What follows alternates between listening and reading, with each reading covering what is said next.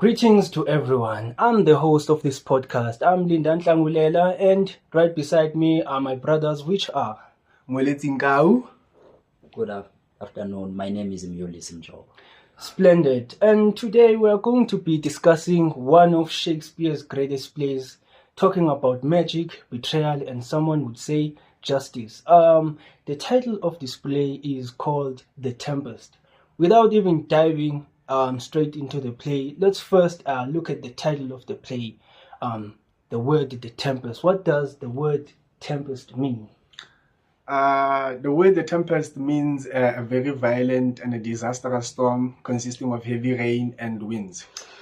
Pleasant explanation. So from what my brother said, we can already imagine that the story will consist of a disastrous storm.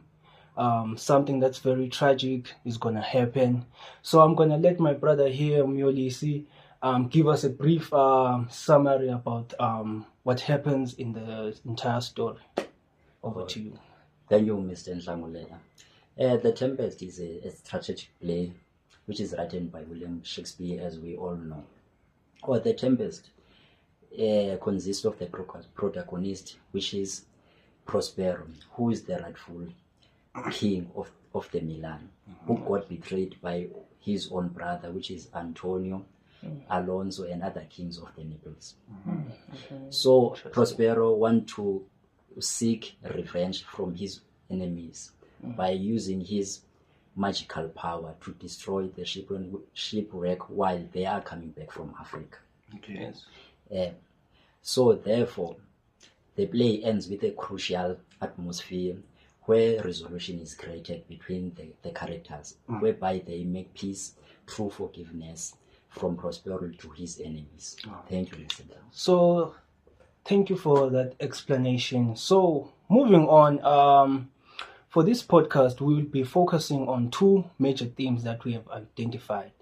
The first of those themes will be power and control. For this theme, we will look at how power and control shapes the very entire play and looking how it influences the characters.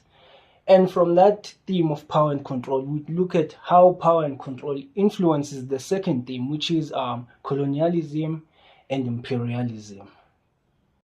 So, without wasting any more time, let's talk about it. Yes, sir. Firstly, we're going to be exploring the first theme of the play, which is power and control. For me, when I read the whole text and watched the film, in my perspective, I feel like the character of Prospero, I think we can all agree, is the right candidate for this particular theme. Yeah, That's definitely.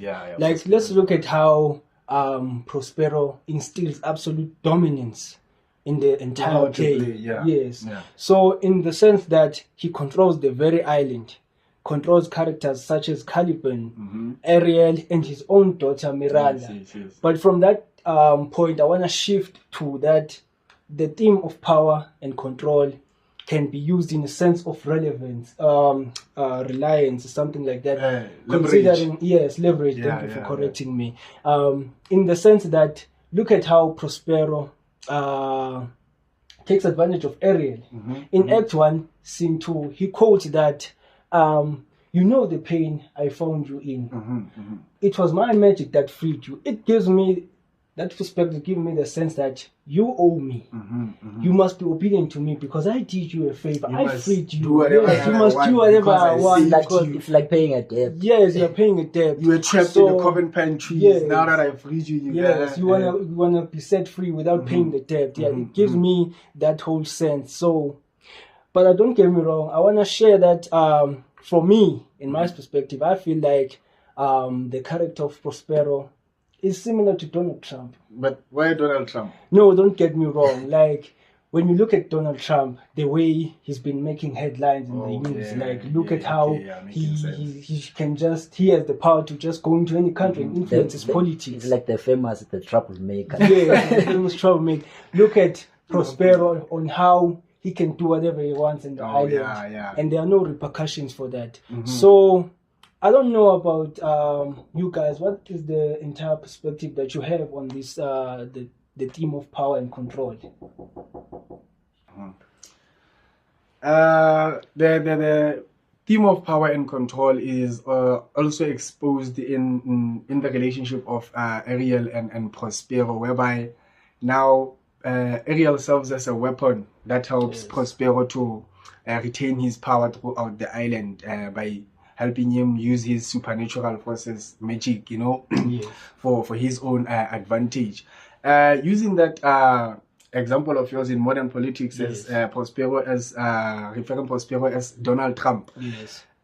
In this sense, we could say Prospero is more of Donald Trump because now Ariel is complaining about the workload now. Like he wants liberty. He wants to be liberated. Free, he's tired of now the of the workload. When he complains, is now Prospero reminding him that, you know what, I'll re-imprison you to the Coven Pine Tree. So this is similar with Donald Trump, whereby he forcefully uses the military bases of Spain attacking, Iran.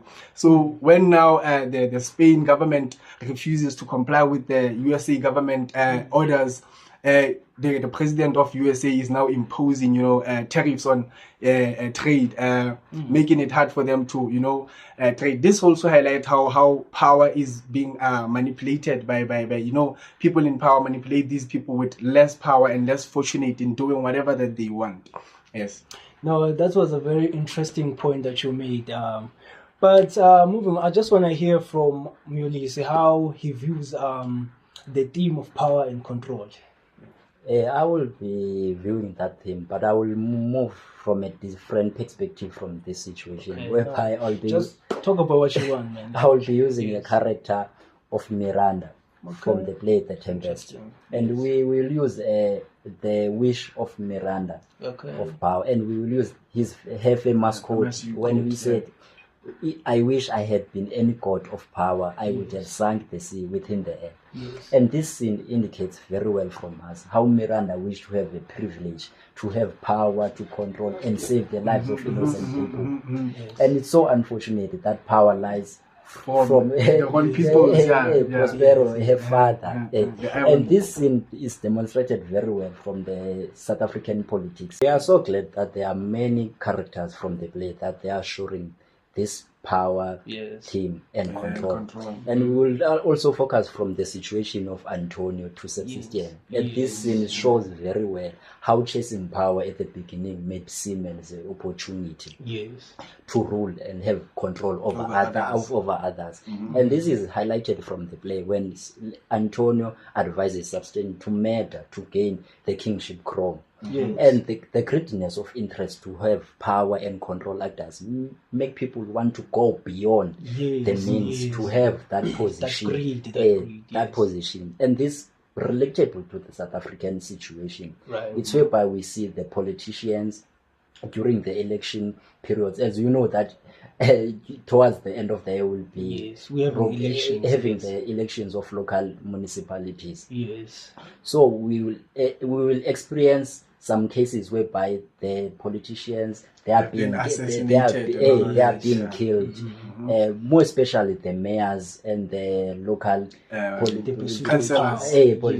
So we see from this situation that for having a position, people they are willing to go beyond even like killing a human being. Yes, it's quite an interesting fact that you put, but let's move on to the second theme of the play, which is colonialism and imperialism. So, without wasting any more time, let's talk about it. So, the theme of colonialism and imperialism. Let's shift to the other characters of the play on how they influence the theme of colonialism and imperialism. Shifting the focus to other characters of the play, I'd like to explore the relationship of Caliban and Prospero. So firstly, when Prospero got into the island, he only got vulnerable for a few moments, I'd say, because after getting the hospitality and all the careness he got from Caliban, he now saw an opportunity, or his itch for power, I'd say, instincts came up, and now he was like, no, why not I colonize and enslave Caliban, So in that sense, we could relate this in modern politics by saying when the colonizers first came in the Cape of Good Hope, they came here for refreshings and all of that as people who were in a route, but now they realize that no, we can stay here. There's so much here we can use, or there's so much things that can be fruitful and worthy here. So the relationship of Prospero and Caliban highlights the relationship of the whites and the Africans back in the days when they came here and colonized them, and then used threats and all the machinery that they had, like guns, to forcefully, make blacks to do hard labor and all of that. So is Prospero on Caliban. He's oppressing Caliban. He's doing everything to Caliban to make him obey, even though Caliban refuses at all costs. Caliban is actually a slave. Yeah, actually, Caliban is a slave in general. Yeah. Yes. But in adding to your point, let's talk about the resistance of Caliban towards Prospero. Mm-hmm. Like in terms of the language, Prospero taught Caliban his language in order for them to communicate. But look at how Caliban resists from stating that the only benefit I only learned from learning your language is the currency. This symbolizes that black people during the times of colonialism, mm-hmm. black people were never happy mm-hmm. about how whites instilled their own culture in trying to eradicate black folks' entire the resistance of black people for the So shifting that, I wanna hear from Ulysses' view on the theme of colonialism and imperialism. Pardon me for my mistake. Okay. I will be focusing deeply and much more critically to the approach, or I can say it's the strategy or technique that Stefano used from the play The Tempest. Stefano used a bottle of a wine as a strategy to Caliban. Stefano, when he arrived and started to talking to Caliban, he gave him a bottle of wine so that Caliban can drink. And Caliban played that he is going to serve Stefano. Mm-hmm. Stefano pretends firstly to be the friend of Caliban when they started to meet. Mm-hmm. And this had highlighted clearly the mentality that the whites used when Europeans had when they came in here. When they came in Africa to colonize the black South Africans. Mm-hmm. Stefano and Rincalo, the strategy shows very well how Europeans use different strategies and techniques to take the advantage of indigenous people in Africa, to steal up their minds, because the strength and the ability of someone is the way that it is. They want us to use substances to drunk them so that they cannot take informed, become less intelligent, take much more productive and informed decisions. And this relating to the South African politics and the environment as well, which means it's a social issue that we are having now currently. Like it's the debates of how youth is much more involved in the usage of drugs. Like there is a lot of drugs from our communities. We can mention a lot of them, but alcohol is a huge major issue from this. From the youth, to be specific, a youth that is drinking much more alcohol.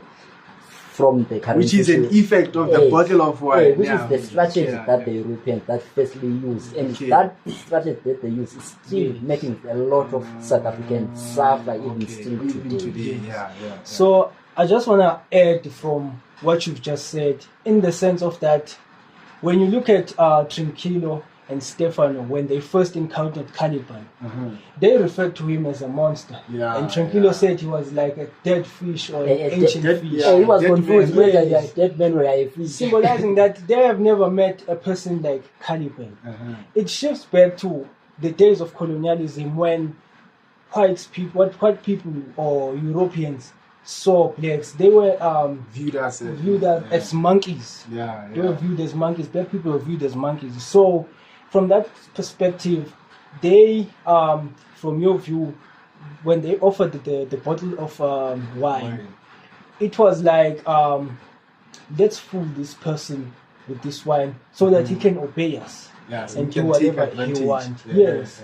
So I'm just loving how we are rhyming from this theme of colonialism and imperialism. Even to add up, colonialism, can we say, it goes hand in hand with race actually, because race is the major problem. Because as we are facing now, even currently now, we are still having some certain whites that views black people as monkeys, which means it's the most contributing factors that it's like an inheritance that white from people, that hatred is still instilled in them, which means we are having a proceeding problem now on generation to generation.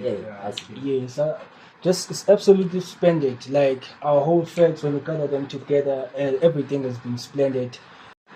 So we have reached our concluding part in the podcast. The most interesting thing on how this entire play concludes is when Prospero decides to forgive the other characters, that the likes of Antonio Alonso, for betraying him. But in order to arrive in that shift, it all starts with Ariel's words when he tells Prospero that he sympathizes with what they have been doing to Alonso. He sees how they suffer, and now Prospero feels that type of guilt. If you as a spirit have the heart to sympathize, who am I to reject what you're saying? Yes, to hold grudges. So I just want to hear your views on how you perceived the ending of the play. The most cultivating part that I find as the play approaches the ending is that when accountability is being taken, more especially from the people who hold higher position, which are the politicians, they recognize their wrongdoings. Lives can be saved, conflict they can be resolved, and peace can be made through normal negotiations. That will be much more positive to the current South Africa that we are having today, because there is a lot of mistakes that have been happening from the past. But if they take an accountability to make a self-introspection as the most influential people, it will be much more beneficial for the whole country to know how they will be moving, going on and going forward. Right, that was a very splendid perspective that you had on the conclusion. So we have finally reached our end of the podcast. We have certainly enjoyed discussing all these facts about the play. So stay tuned till our next episode. Thank you.